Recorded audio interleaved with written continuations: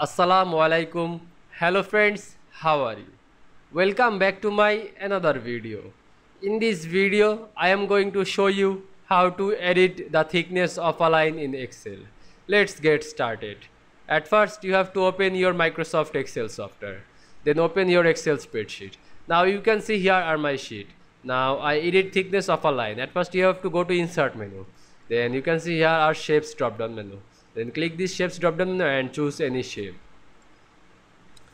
Now you can see I draw this shape. Now I edit the thickness of a line. Go to Shape Format menu, then click this Shapes Outline drop down menu. Now click white drop down menu. Now choose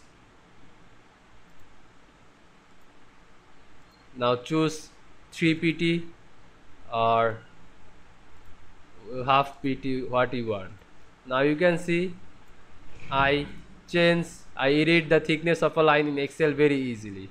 I hope you enjoyed my video. Please like, comment, share and subscribe my channel. Thanks.